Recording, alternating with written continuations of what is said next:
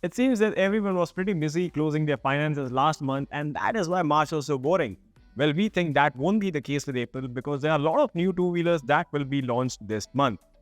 But which ones exactly? That is what we'll find out. But before we do, don't forget to like, share and subscribe to BikeWale for more such videos on your way. Now the smile that you see on my face is because आपकी family के लिए एक रिश्ता आया है.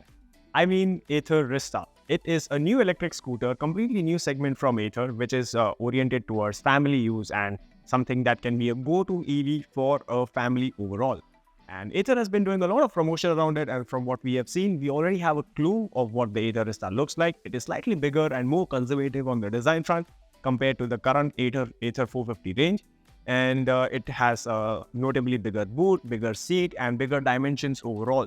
So Ather is inclined more towards practicality and daily usage with the Rizta compared to a sportier or youthful approach than the 450 range takes.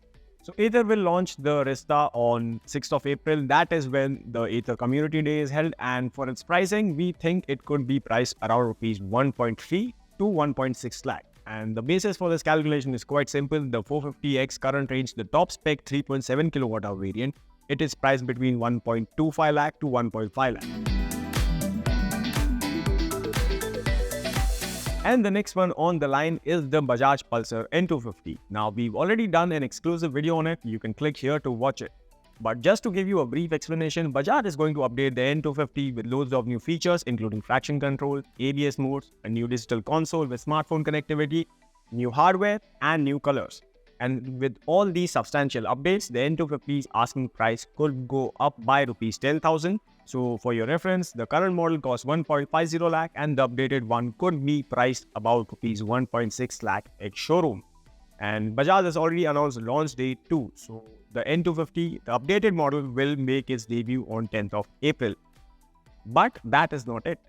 Bajaj is also working on the most expensive and the most powerful Pulsar that is to be, which will be the Pulsar 400, and that will debut in the coming months.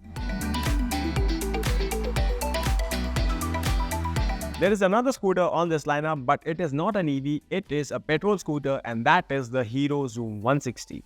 Now, the Xoom 160 already debuted at EICMA, and we saw it in person at the Hero World Day and the Bharat Mobility Show held earlier this year.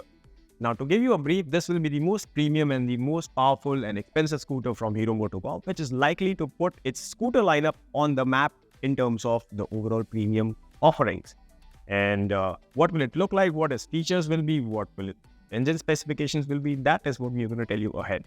Now, what we have seen of the Hero Xoom 160, it looks big, muscular, has a tall stance, and is built like a proper maxi ADV scooter. And Hero will use a 156cc single-cylinder liquid-cooled engine on the Xoom 160. It makes about 14 bhp and close to 14 Nm of torque. Now, the Hero Xoom 160 could be priced at around rupees 1.30 lakh ex-showroom and could be launched in the next couple of weeks. However, there are no direct rivals to it, so the Xoom 160 might as well have an upper hand in this segment. One of the big bikes that we are looking forward to be launched in this month is the BMW R1300 GS. Yes, BMW has already launched it in the international market and is finally bringing it to India as well.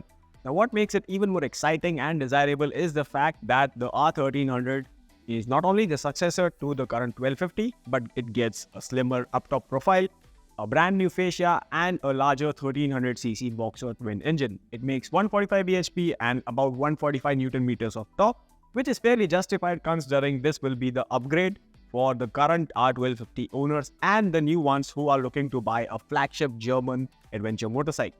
And in typical BMW fashion, the big boy GS will get loads of features and rider rates. The list will include multiple ride modes, ABS modes, traction control, and a brand new radar-based system. This will give you access to collision warning, lane change warning, and cruise control too.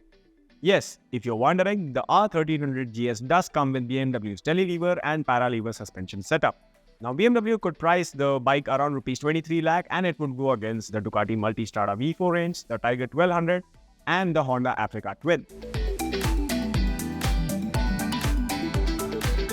And just like that, we are at the end segment of this video, and the last bike that we expect to be launched in this month is the Honda CBR650R.